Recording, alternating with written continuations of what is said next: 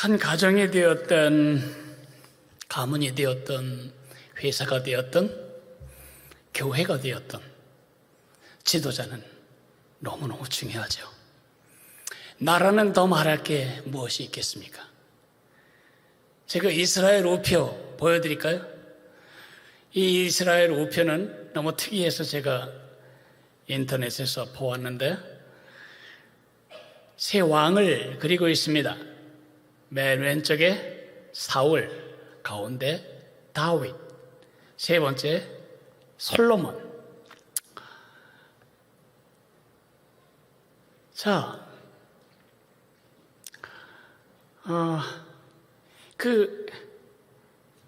같은 영토를, 같은 말을 쓰는 같은 백성을 똑같이 40년씩 다스리고 죽었습니다. 그런데 놀랍게도 사울의 나라와 다윗의 나라와 솔로몬의 나라는 아주 영딴판입니다. 누가 나라를 다스리냐에 따라서 이렇게 달라질 수가 있을까요? 예, 달라질 수가 있습니다. 그래서 잠언 29장 2절은 이렇게 말합니다. 의로운 사람이 권력을 잡으면 백성들이 즐거워하지만 악한 자가 권력을 잡으면 백성들이 탄식한다. 히틀러의 독일, 메르켈의 독일, 아주 다른 독일입니다. 수요일 날 우리가 선거를 하게 됩니다. 오늘은 선거에 대해서 제가 말씀을 드리려고 합니다.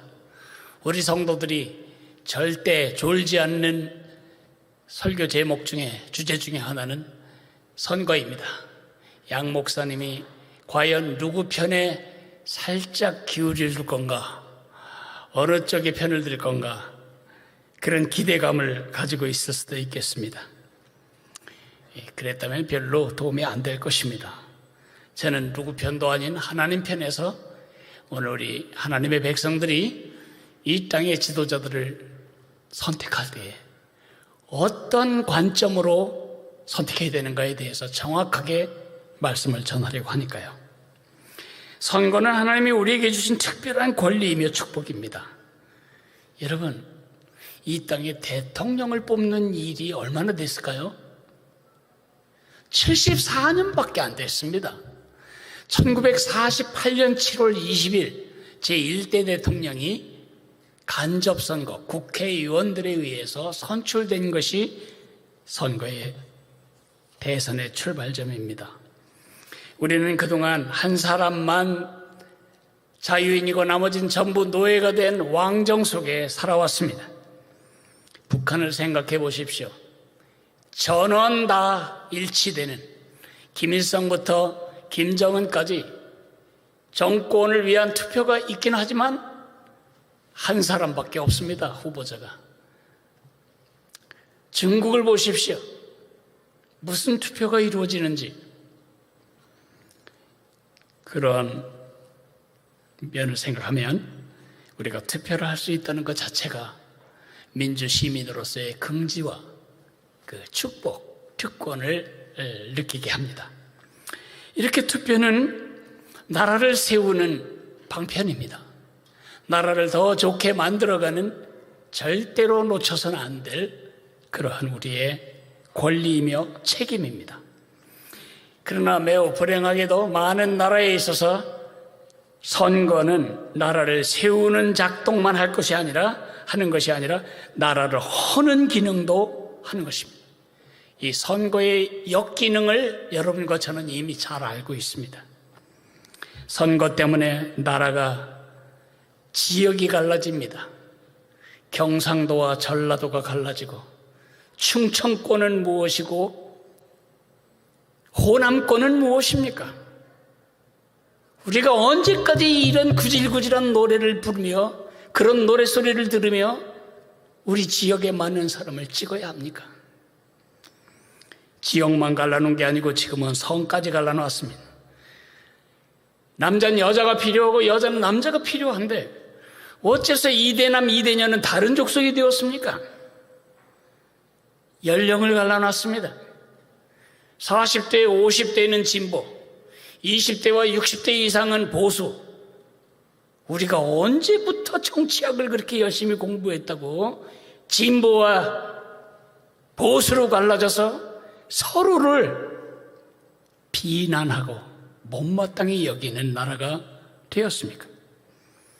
소유도 마찬가지입니다. 부자는 가난한 사람들 때문에 손해보는 느낌이고, 가난한 사람들은 부자들 때문에 자기들이 가난해졌다고 설득하는 이런 선거판이 지금도 계속되고 있습니다. 그런 걸로 끝나지 않습니다.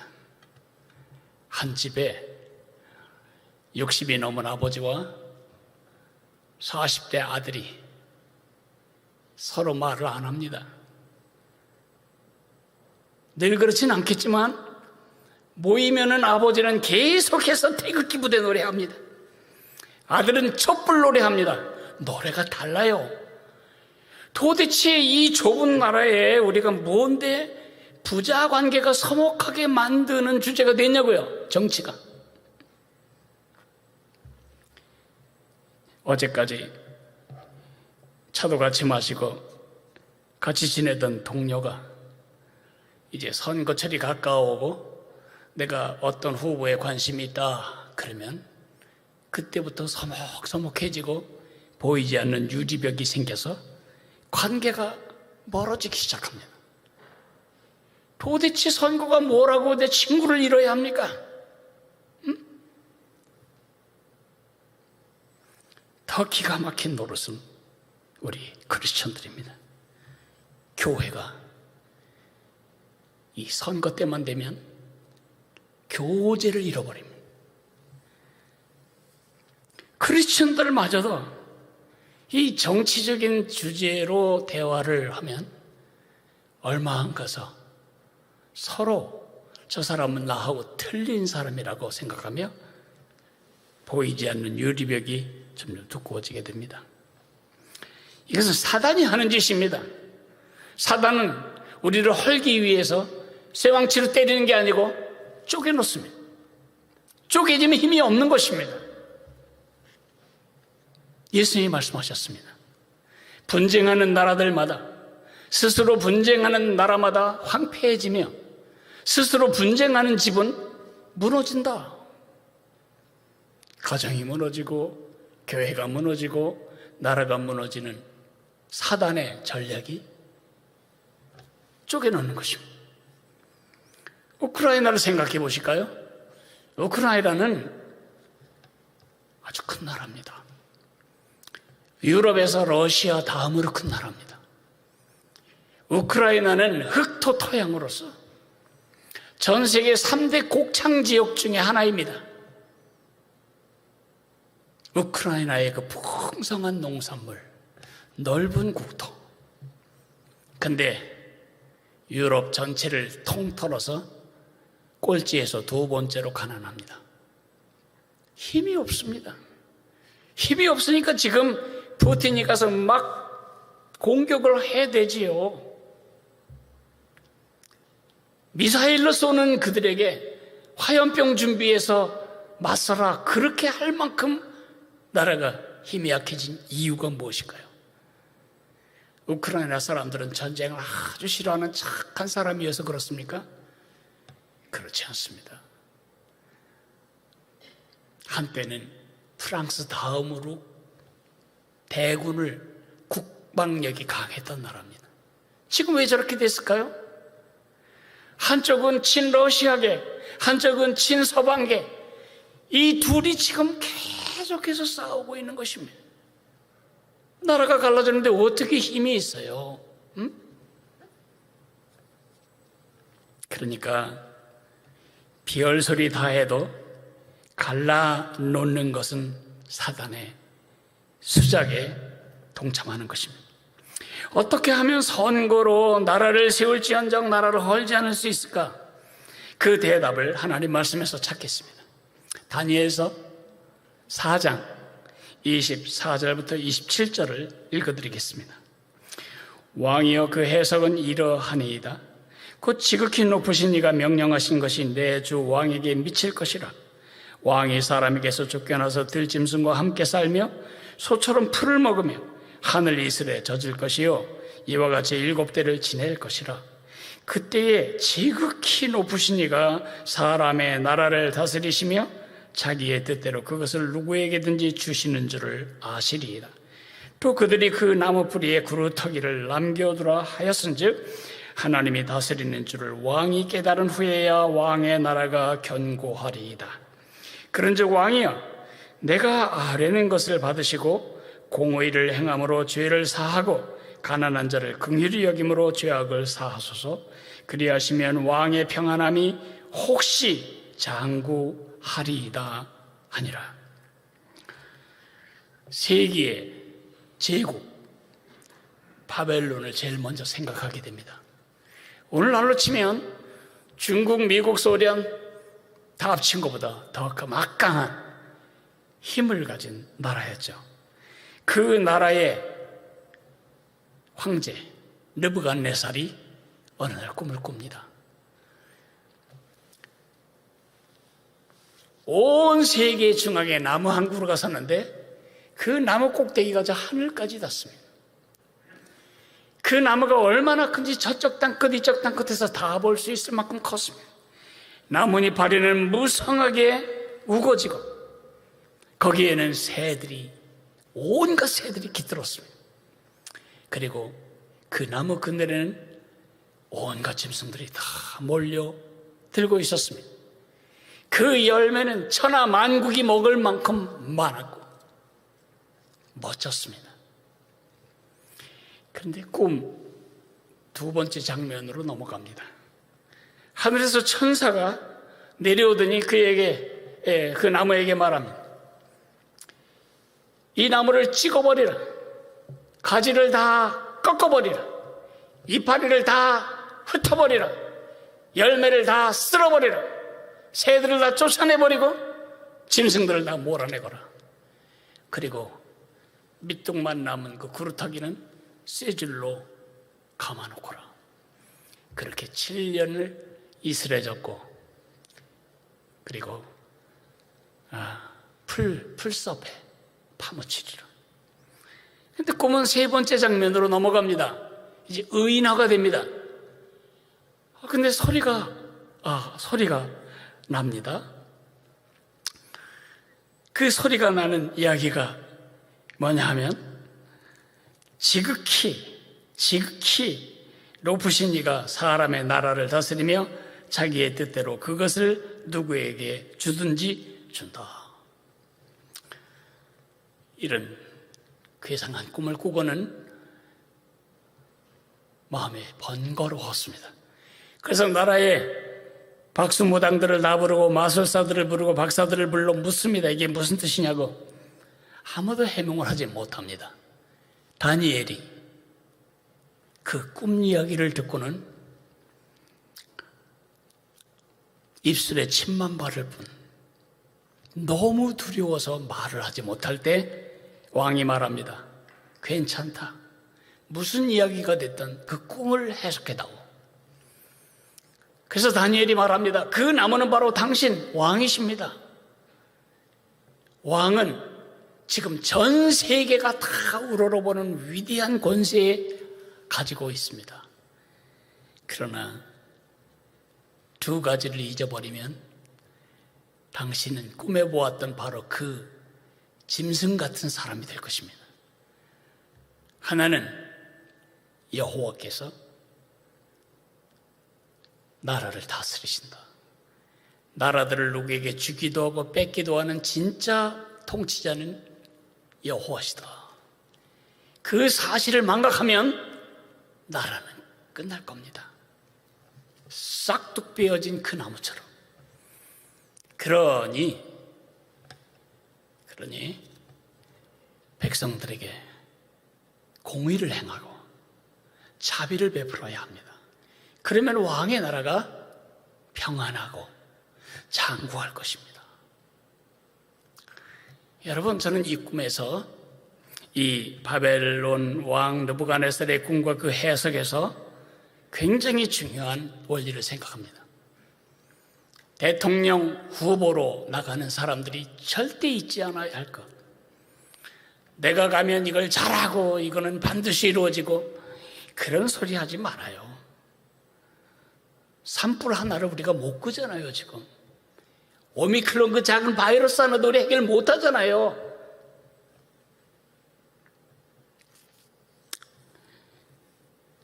하나님이 왕이시다. 진짜 왕은 하나님이시다.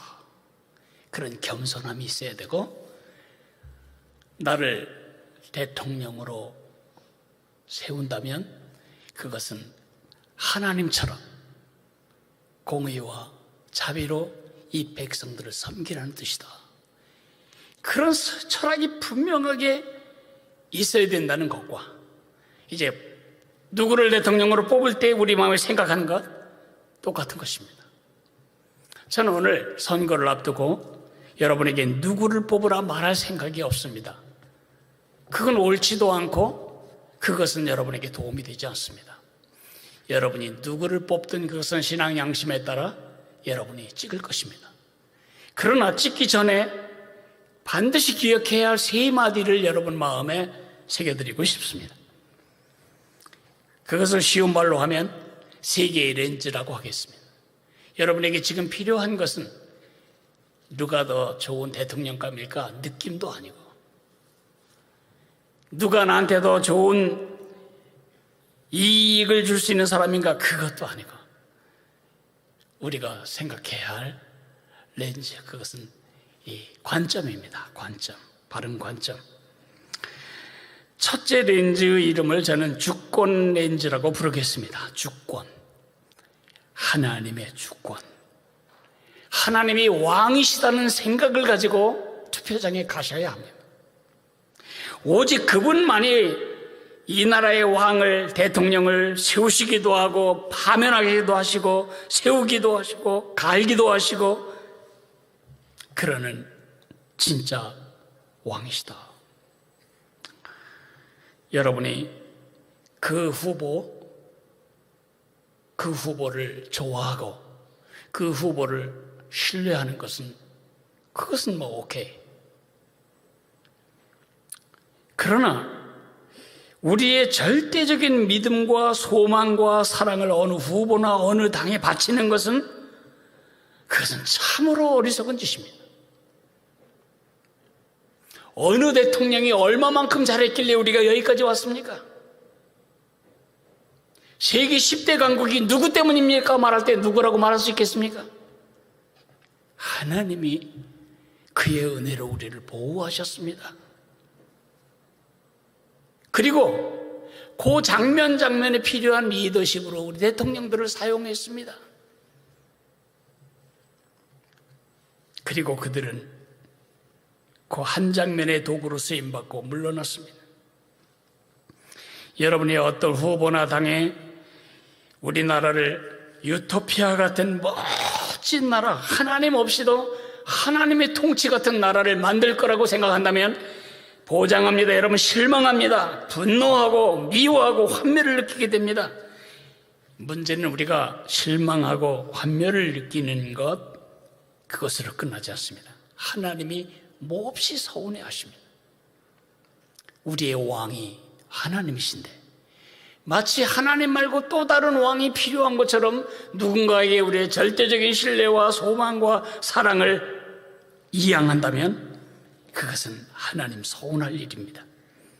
사무엘에게 백성들이 와서 말했습니다. 우리에게도 왕이 필요합니다. 왕이 있어야 백성이 구심점이 생깁니다. 왕이 있어야 그 권위 밑에 백성들이 잘 살고 나라가 견고해지고 평안할 수 있습니다. 그럴 때 사무엘이 엄청 서운했어요. 하나님 말씀하십니다. 그들이 너를 버린 게 아니고 나를 버린 거다. 하나님의 왕 되심을 누구보다 깊이 체험했던 이스라엘 백성들이 그런 눈에 안 보이는 왕 말고, 그런 막연한 왕 말고, 추상적인 왕 말고, 옷걸이가 좋은 왕, 망토 걸쳐놓으면 어느 외국도 깔볼 수 없는 잘생기고 힘있어 보이고 몸집도 크고 말도 잘하고 카리스마도 있고 설득력도 있는 이런 왕이 필요합니다. 그들은 끝까지 우겨서 왕을 받았는데 그 왕 이름이 바로 사울입니다. 다윗은 어떻게 그렇게 성군, 바른 통치를 할 수 있었을까요? 사울도 솔로몬도 다 망가졌지만 다윗이 끝까지 성군으로 남을 수 있었던 이유는 죄를 안 지어서가 아닙니다. 그가 얼마나 무서운 죄를 졌는지 우리는 다 알고 있잖아요. 도덕적인 죄가 없어서가 아니고 다윗이 성군이 되었다는 것은 그의 이런 의식 때문입니다. 시편에서 다윗은 말합니다. 나라는 여호와의 것이요 여호와는 모든 나라의 주제심이로다. 무슨 뜻이에요? 나는 왕이지만 실질적으로는 부왕, 정왕은 여호와. 그 왕 앞에서 왕 노릇을 했기 때문에 다윗의 통치는 견고했고 평안했고 겸손했습니다. 예수님이 우리에게 가르쳐 주셨죠. 너희는 이렇게 기도해야 된다. 나라와 권세와 영광이 아버지께 영원히 있사옵나이다. 주기도문을 외울 때마다 나라가 하나님 것이라고 말하면서 왜 우리는 대한민국은 하나님께 아니고 이번에 정권 잡을 그 사람 것이라고 생각합니까? 왜? 크리스천으로서 여러분 이런 말 하면 안 됩니다. 아무개가 정권 잡으면 이 나라는 끝이다. 누가 대통령이 안 되면 우리나라는 비참해질 거다. 누구 마음대로? 응? 장기판에 제 마음대로 돌아다니는 말이 있습니다. 그 말은 차라는 것입니다. 차는 기역자로 가거나 건너뛰거나 그러잖아요. 제 마음대로 가고 싶은 대로 갈 수 있어요. 장기판에서 이겼다고 그 차라는 말이 나 때문에 이겼죠? 그럴 수 있을까요? 장기를 드는 그 손에 차는 움직일 뿐입니다. 여호와가 왕이시다. 예수님이 왕이십니다. 찬양만 예수는 왕 하지 말고 실제 이 선거판에서 예수님이 이 나라를 다스리신다. 그렇게 선언하고 들어가십시오. 두 번째 렌즈는 책임 렌즈입니다. 책임이라는 렌즈. 나의 책임이 뭔가를 생각하며 선거에 임해야 합니다. 하나님이 다스리신다면 그러면 내 책임이 없네. 누가 대통령이 되든 하나님 나라를 잘 끌고 갈 테니까 나는 그날 놀러 가야 되겠네. 그렇게 하면 됩니까? 안 됩니다. 우리는 이중 국적자입니다. 우리는 대한민국의 여권을 가지고 있을 뿐만 아니라 시민권을 가지고 있을 뿐만 아니라 하늘나라의 시민권을 가지고 있습니다. 대한민국 시민권이 100년 안에 끝난다면 하늘나라 시민권은 영원한 것입니다. 그건 임시적인 것이 아닙니다. 그런 두 나라의 시민으로서 우리가 왜 이 땅에 남겨져 있죠? 오늘이라도 죽으면 천국에 들어갈 사람들이 왜 이 땅에 있냐고요? 이 땅에 있는 이유는 하나님의 나라를 이 땅에 실현하기 위해서입니다. 하나님의 나라가 어디냐고요? 원래 나라라는 말은 다스림이란 뜻입니다. 하나님의 다스림이 임하는 모든 영역이 하나님의 나라입니다. 하와이는 미국 본토에서 얼마나 멀리 떨어졌는데 바이든의 통치 효과가 미치기 때문에 거기는 미국입니다. 알래스카는 러시아와 카나다 사이에 있는데 왜 알래스카가 미국이죠? 그렇게 멀리 떨어져 있는데 미국 대통령의 통치가 미치기 때문입니다. 하늘 왕의 통치가 내 가정, 내 교회, 내 사역, 내 직장, 우리 사회 문화, 경제 모든 영역에 미치게 하기 위해서 우리를 이 땅에 파송하신 것입니다. 하나님의 왕국을 이 땅에 세우는 하나님의 파트너로 우리는 이 자리에 있습니다. 그러므로 우리 시민권을 가진 대한민국이 하늘나라와 비슷해지도록, 하늘나라의 통치 원리가 이 땅을 통해 많이 반영되고 비슷해지고 닮아가도록, 그 방향으로 나라가 가도록 감독하고 평가하고 개조하는 그런 책임이 우리에게 있습니다. 나는 정치가도 아닌데 동장, 면장도 한 번 못했는데 내가 어떻게 이 나라가 그런 나라로 바뀌도록 할 수 있을까요? 아닙니다. 여러분에게 큰 권리가 있습니다. 그 권리가 뭐냐면 투표입니다.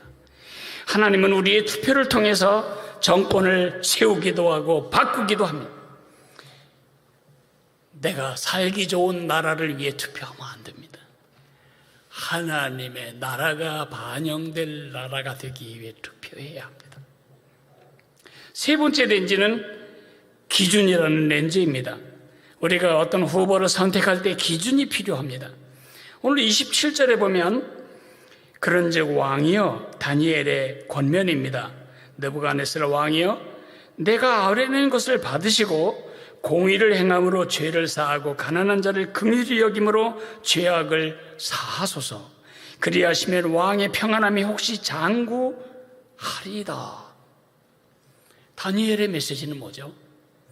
하늘 왕의 이 땅의 통치 협력자로서 하늘 왕의 통치 원리인 공의와 자비가 당신의 통치 속에서 드러나도록 순종한다면, 따르기만 한다면 왕의 나라는 견고하고 평안하고 그리고 장구할 것입니다 라고 말하는 거죠.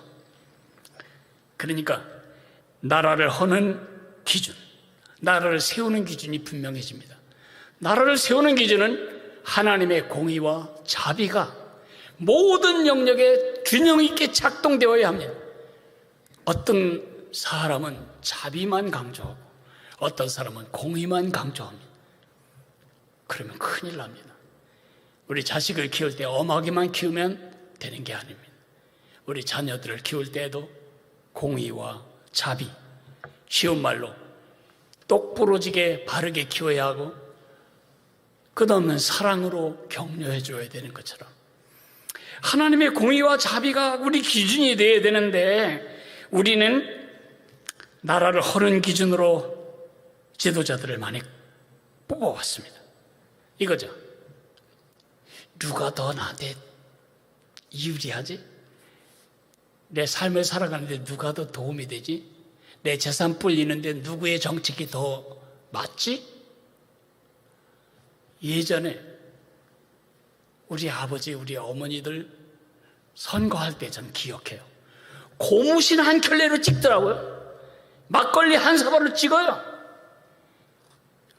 막 선거철이 되면 그 직전에 집을 하루에 세워버리는 거예요.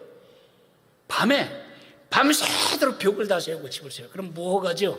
평시엔 그거 다 두드려 부수겠는데 선거 때만 되면 다 양성화. 그래서 그렇게 많은 불법 건축물들이 이 땅에 있고 숱하게 무너지는 것입니다. 그들을 보면서 여러분은 아이고 민도가 낮았구나 그렇게 생각하십니까? 지금 우리 대선 주자들이 대부분 하는 이야기가 무엇입니까? 돈 줄게. 돈 주면 되잖아. 나 지금은 돈 줄게. 네가 원하는 거 다 해줄게. 너희들이 원하는 거 다 해줄게. 여러분 지금 우리가 어떤 나라입니까? 세계 10대 강국입니다. K-팝, K-드라마로 국격이 얼마나 높아졌는데 이 정치가들은 우리를 거짓 취급을 하고 있습니다. 1인당 개인소득 3만 5천 달러의 GNP를 가진 우리 민족에게 정치가들이 이렇게 말합니다. 돈 줄게. 돈 줄게 찍어. 모멸감이 안 느끼십니까, 여러분? 저런 사람들이 후보에 나왔다는 게 모독감이 안 느껴지냐고요.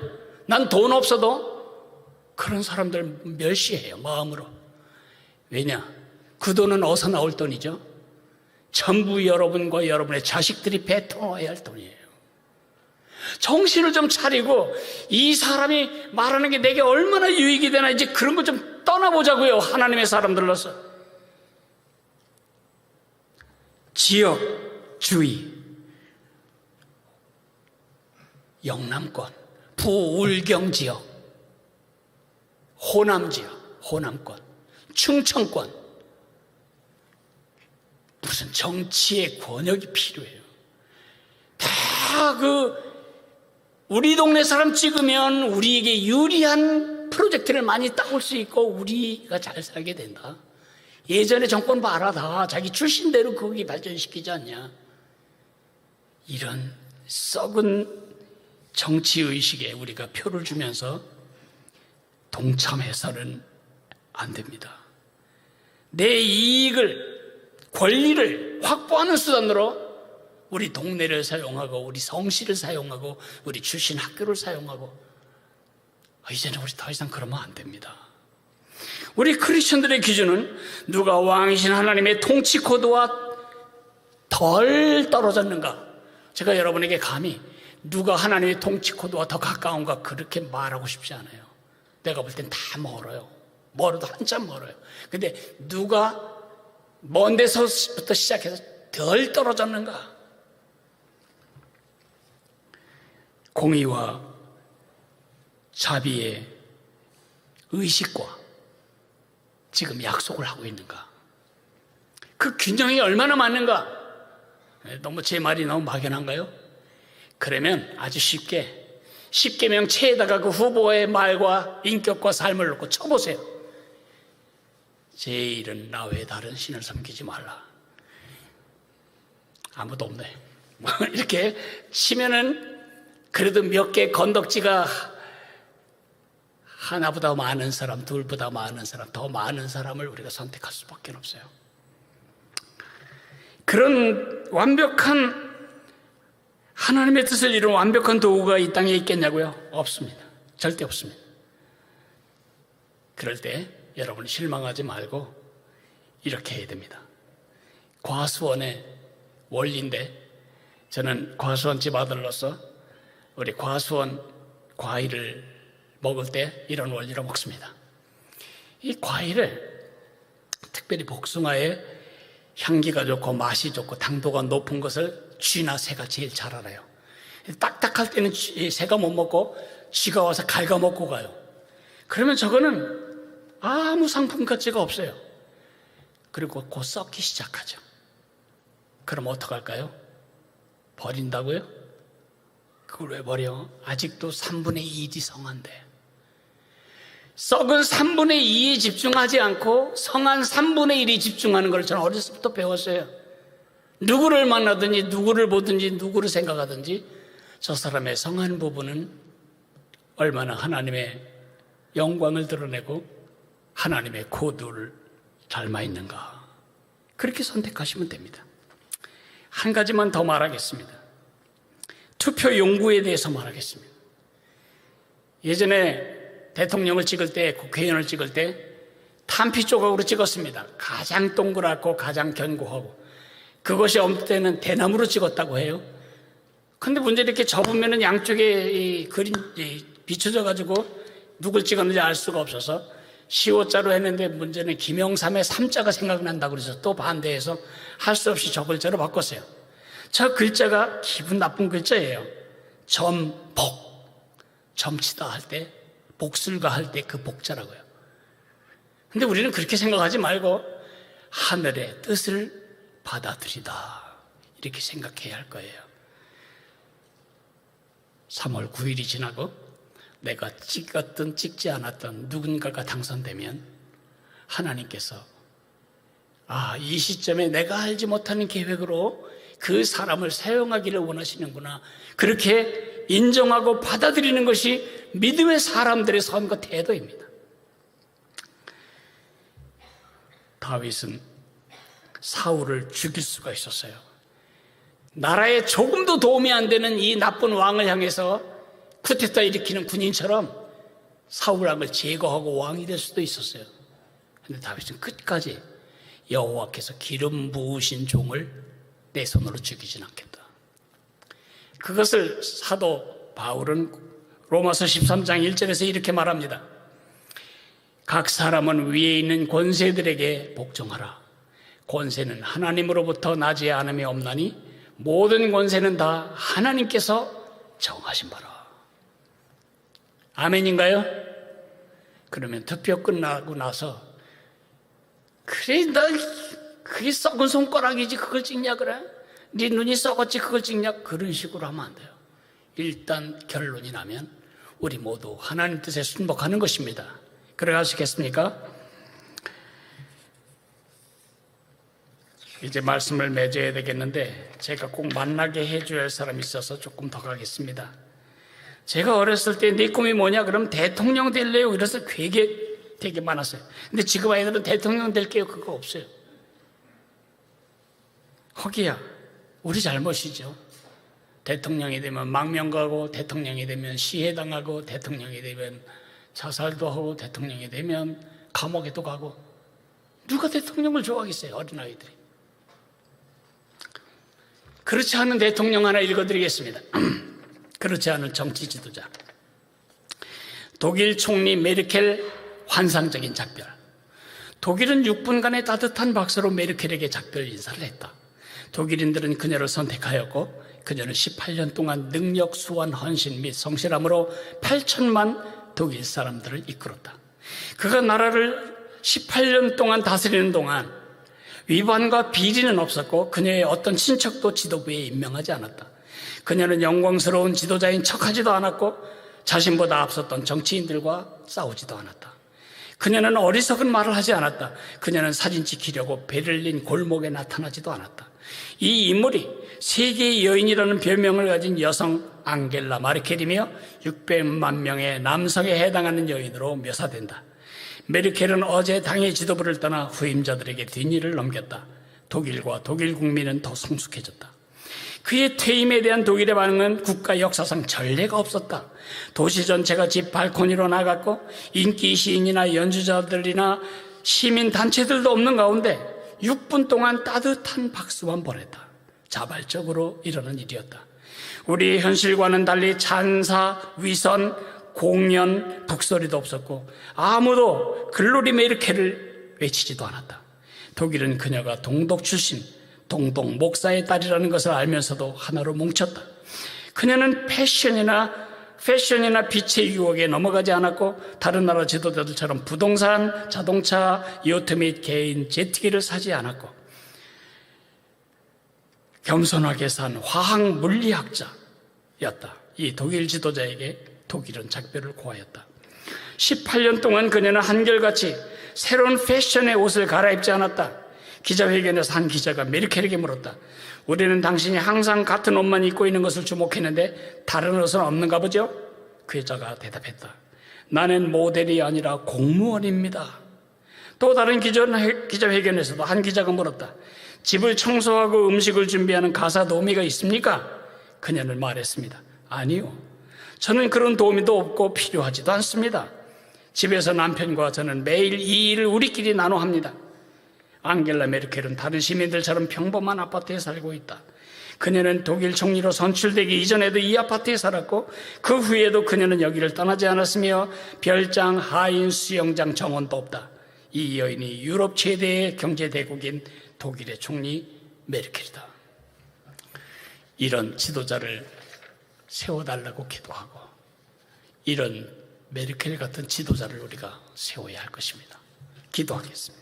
주님, 우리가 의식이 없이 투표의 마음으로 제대로 된 지도자들을 세우지 못했던 것에 대해서 용서해 주시기를 바랍니다. 그런 기도도 하고 이제부터는 메르켈 같은 하나님 나라의 공의와 자비로 나라를 평안케 하고 장국케 하고 견고케 하는 지도자를 세우게 도와주시고 우리 자식들을 그런 지도자로 키워내게 도와주옵소서. 우리 같이 기도할까요?